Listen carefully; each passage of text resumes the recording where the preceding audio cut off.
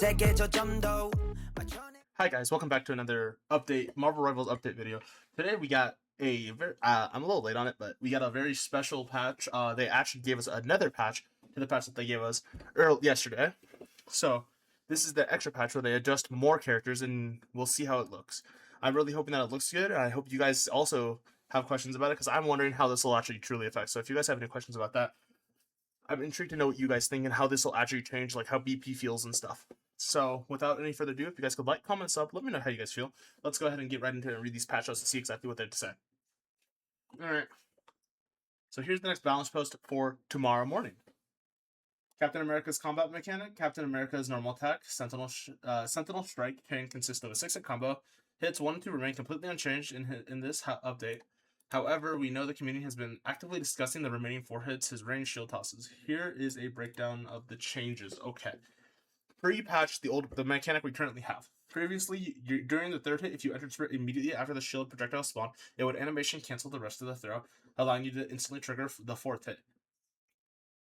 However, if you sprint canceled before the 3rd hit actually struck with the enemy, you would lose the 3rd hit's damage because the shield was immediately recalled. The same issue plagued hit 5 and 6. So the current patch, that was the old patch, the current patch we're on, hits 3, 4, and 5. 3, 4, 5, and 6 no longer cancel each other out with sprinting. You cannot throw your shield while sprinting, ensuring both super soldier mobility and consistent damage output. That's what we currently have, which is going to be very interesting to see this. This is going to be interesting to see how this works. I want to see how it works, because I believe that it'll be very interesting to see if Cap can actually just keep throwing his shield while sprinting. From a combat perspective, in the new version, we acknowledge that because shield tosses and sprinting now run in parallel rather than canceling each other out, there is a slight timing difference. Executing all 4 sprint throws now takes a fraction of a second longer, a difference of less than 0.3 seconds total. So it literally is 0.3 seconds. I don't think, this is completely fine. It's not changing much at all. You're not going to notice it. It's not going to be noticeable ever unless it's, really minute, small spots. While the old version allowed for frame-perfect execution, it came with a massive caveat, pushing the combo that fast carried a high risk of recalling the shield too early and completely losing your damage output. Yes, you could cancel your shield throw and lose all your damage, and you just kind of be out of luck then, and you want to get the kill. In the heat of battle, targets are always moving. The old system forced you to wait for the 3rd strike to physically hit the target before you could sprint cancel into the next throw. Otherwise, the damage would drop. Same for hits 5 and 6. The further away the enemy was, the longer you had to wait, making damage drops incredibly common. Only a fraction of mechanically flawless players could hit the absolute maximum attack frequency, and only against relatively stationary targets. This is them basically saying that they want Cap to be more accessible to more players. They don't like that he was only accessible to the very mechanically sound players, the high-low players that can play the high-low Cap 1 tricks. They want Cap to be available to more players in lower ranks. And they're also saying that even they couldn't do it consistently, so they're trying to make it more consistent for everyone. With the new system, the moment the shield leaves Cap's hand in each stage, you can immediately sprint without waiting for the impact. Whether you're engaging at close quarters or mid-range, your shield strikes will register reliably. You no longer have to worry about accidentally recalling your shield too early and losing damage. And ultimately, this guarantees consistent offensive pressure while maximizing battlefield mobility.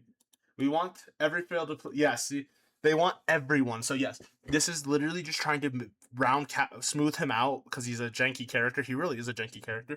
They're trying to smooth him out and make him more open to everyone playing him. They want everyone to play this character and have fun with their characters.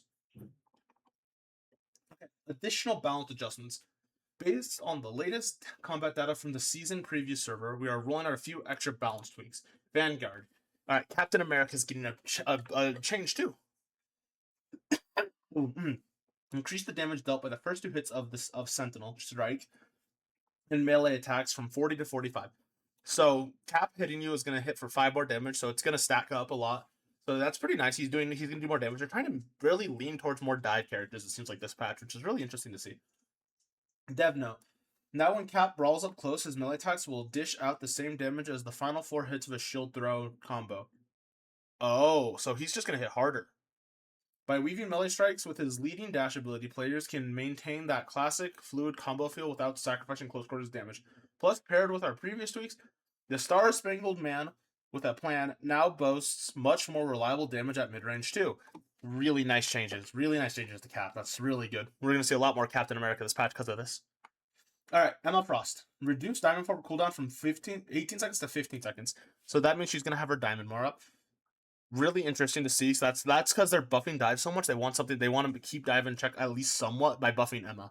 Increase Mind's Aegis recovery rate from 70 second to 80 a second. She already has the best shield in the game. I don't know why we're buffing her shield. Her shield is already the best shield in the game. So this buff is going to be interesting to see how it plays out. The diamond form is to keep dive because it looks like they're buffing Panther too. They're definitely leaning towards more heavy dive buffs this time. All right, Black Duelist, Black Panther.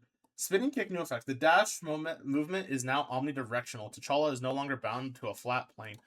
Okay, so what we're talking here is now when you use your E on his Panther, you used to only be able to go and you would have to stop at walls. Now you can go up and over walls, left, right, down, wherever you want to go. That's going to be interesting to see. It's going to increase BP movement by a lot, and it's going to change a lot of his combos up now because his E used to be borderline useless. And now it's going to play a really big part in his combos because he's going to be able to end up wherever he wants to be with that now. So that's going to be really interesting to see. Increase spinning kick damage from 70 to 75. So, yeah, they're trying to... his E is by far his weakest part of his kit. The weakest part of his kit.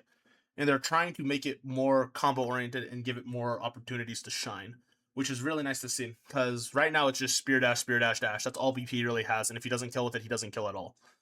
So this will really hopefully help BP out more. And reduce spear toss recovery time per charge from 6 seconds to 5 seconds.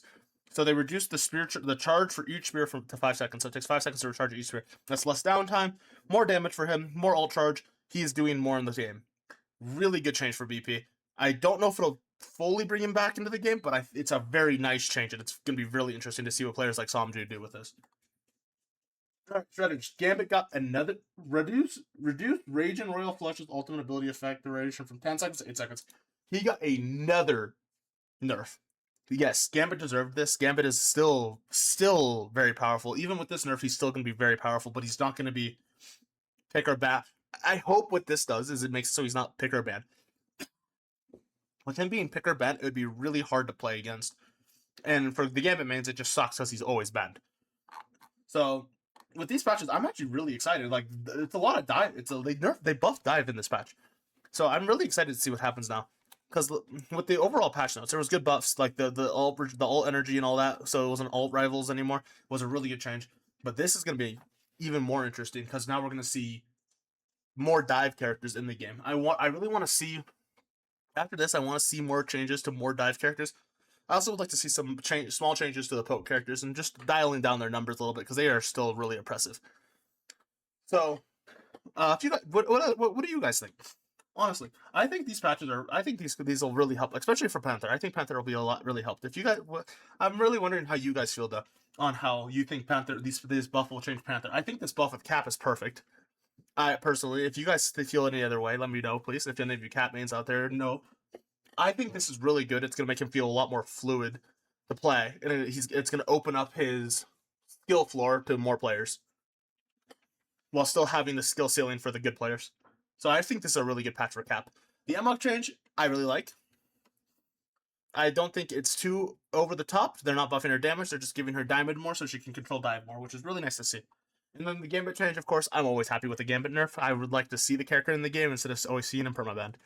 So after that, if you guys could like, comment, and sub, let me know what you guys think about this extra patch note we got. I'm really interested to see how this plays off tomorrow. I will be live tomorrow pretty much all day playing the new patch, playing White Fox and grinding my support arc.